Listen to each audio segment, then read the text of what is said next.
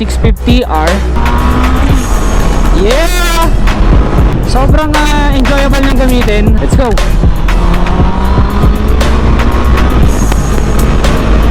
Woohoo! Alam niyo yung kilig sa torque? Yes sir! Woohoo! Iba talaga yung happiness ng inline 4. Grabe po ang pagka-screamer. Grabe ang power guys. Grabe. Sobrang nakaka-enjoy talaga ang inline 4. Sa cornering, sigurado. Napakagandang i-corner nito kasi super comfy niyang i-ride. Yung upuan, malambot. Honda CB650. Thank you very much Kuya Piso.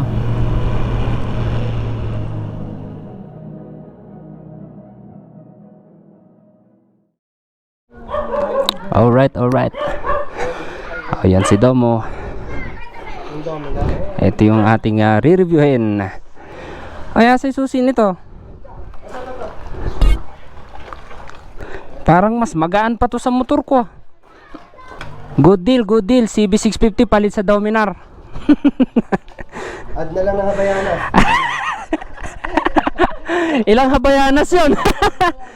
Gloves tayo para hindi mabash. Sound check.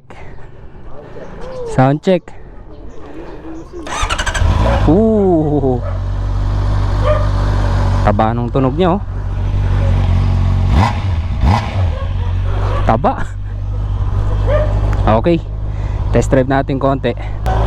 Saan yung ano na ito? Meron ba tong yung temperature? Ha? May temperature na kailangan pa to, di ba? 1.3. Ito taka mo. Ayan yun. Ay, ito yun. Ayan yun. Pabababain mo muna ng 1.3. 1.3, oo. Ganda oh.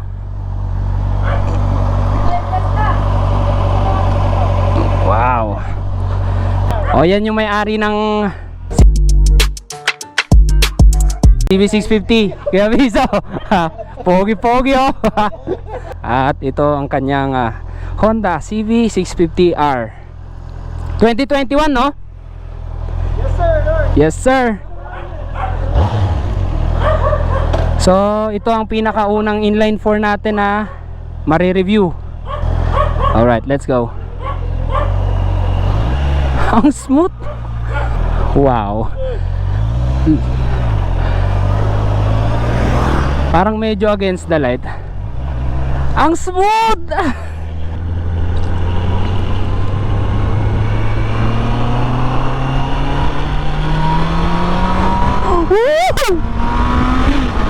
Yeah.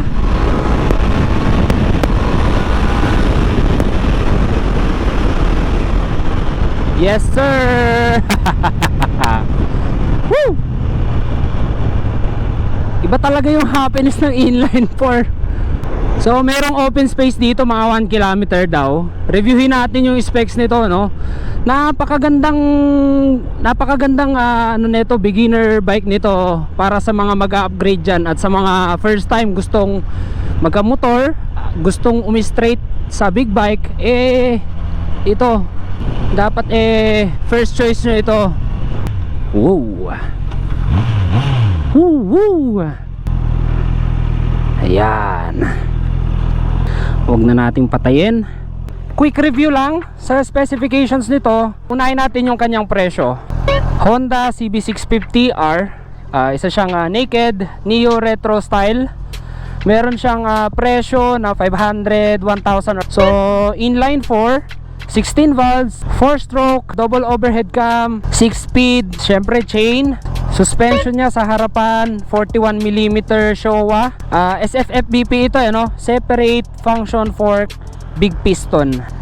Disc brake sa harap, disc brake sa likod, parehong ABS, naka Nissin brake caliper So double disc brake siya sa harapan, both ABS. Sa likod, naka Nissin brake caliper with ABS. Ayan. So yung kanyang mga mags ay sila, casted yung mga mags. Tapos sa likod, ang gulong 180/55 rim 17. Sa harapan ay merong 120/70 rim 17, both tubeless tire. O yan. Syempre, liquid cooled. Pinalitan na rin ito ng radiator guard. Ayan, so wala siyang wala siyang crash guard, pero nilagyan na ito ng engine guard. Ayan, in case lang magkaroon kayo ng idea. Ayan. Suspension sa likod. Ayan, I think adjustable din yan, adjustable preload, and adjustable din yata yung height niya. So sa likod, tinail tie din na rin ito ni Kuya Piso, Kuya RJ. Ayan. Ayan yung kanyang flasher natin. Ayan, yan yung kanyang hazard. Sequential siya pero yung nasa harapan hindi, blink. Ayan, merong isang malaking LED sa gitna, hindi siya yung paisa-isang ganun. And yung kanyang headlight, meron siyang daytime running light. Ayan ang kanyang low, and ito yung kanyang high. Napaka smooth niyang gamitin, promise. Vibration wala. Siguro napakaganda na ito pagka nakapipe pa, So ito yung tinatawag nga nilang CV of Dreams. So isa din itong screamer, inline 4 screamer. Ayan, pinalitan na rin ni Kuya Piso yung kanyang side mirror. Naka bar end side mirror na rin siya. Ayan, hindi ko natanong kung anong kulay ito, pero para siyang blue green, guys. Tapos syempre upuan malalambot. Ayan, alam naman natin na si Honda hindi gagawa ng upuan na hindi malambot, na hindi komportable, lalo na sa mga suspension. Kilalang kilala si Honda sa mga ginagamit na suspension. Syempre Showa. Para sa mga gustong mag-upgrade ng big bike, or sa mga gustong magkaroon na big bike, yan ang isa sa mga choice na dapat ninyong pag-isipan, Honda CB650R. Ang chassis nito ay kung tawagin ay twin spar steel, Ito ang kanyang panel.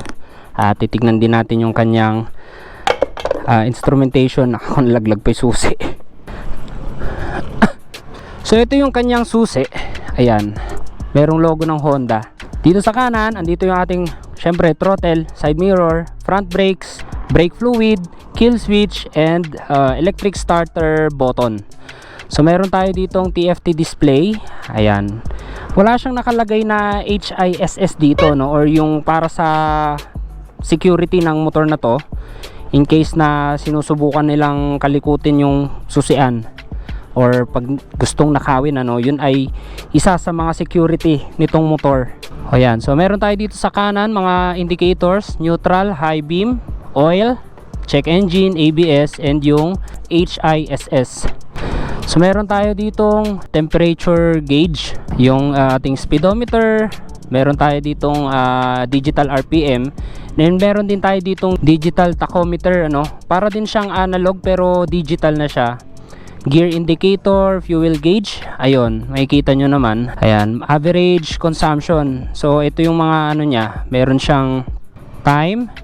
Ayan, ito yung during running na, Alam ko meron din itong trip 1 in, trip 2. So sa kaliwa, meron tayo ditong hazard button, high beam, low beam, and yung passing light niya.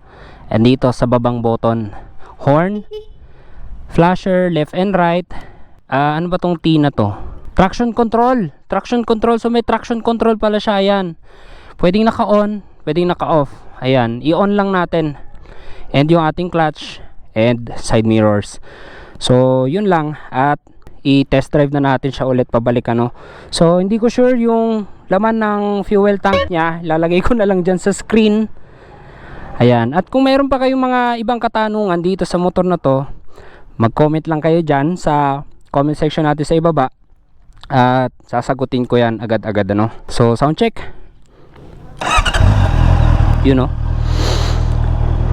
Ayan.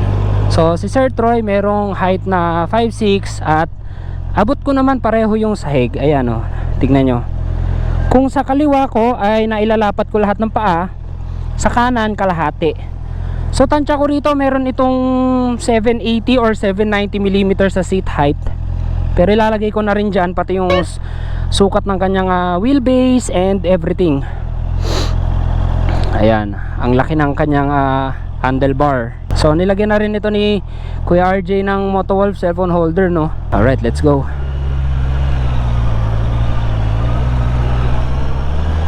Testing lang natin tong ano, medyo high speed lang, pero hindi natin to ita-top speed guys, hindi kasi atin ito, no. I-enjoy lang natin yung ganda ng inline 4. Let's go.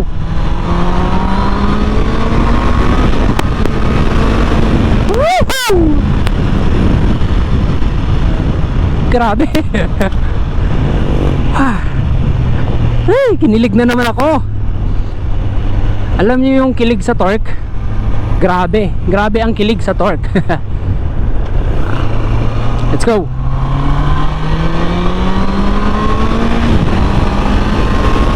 Yes sir! Woohoo!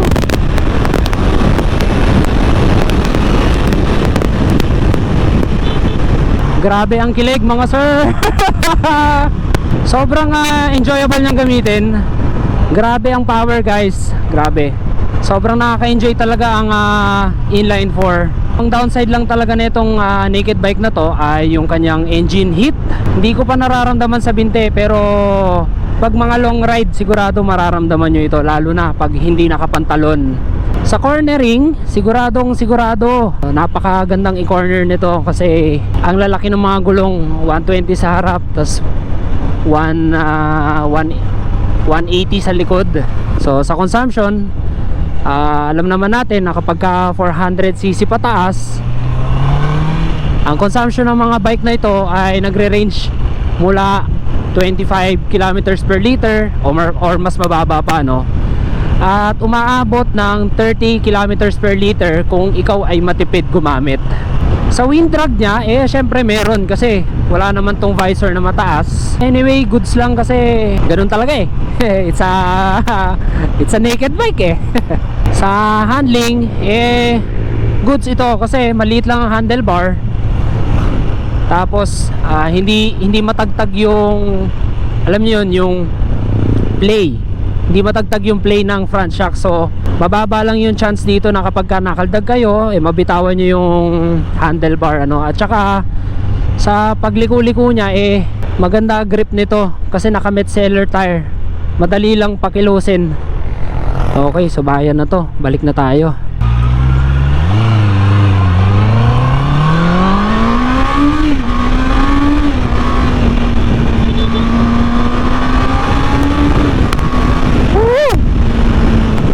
Grabe po ang pagka-screamer.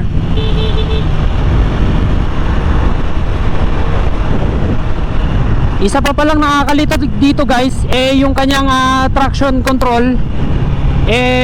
Mapagkakamalan mo na passing light, ano, kung ikaw ay galing ka sa ganitong setting ng mga switches. Kasi yung passing light niya nandito sa high and low. Nandito sa high and low button. Super comfy niyang i-ride. Yung upuan, malambot. Ganda ng kapit ko sa tank. Ganda pang long ride nito guys. Okay, so once again, thank you very much Kuya RJ Tabacero sa pagpapareview mo nitong iyong CB, Honda CB650.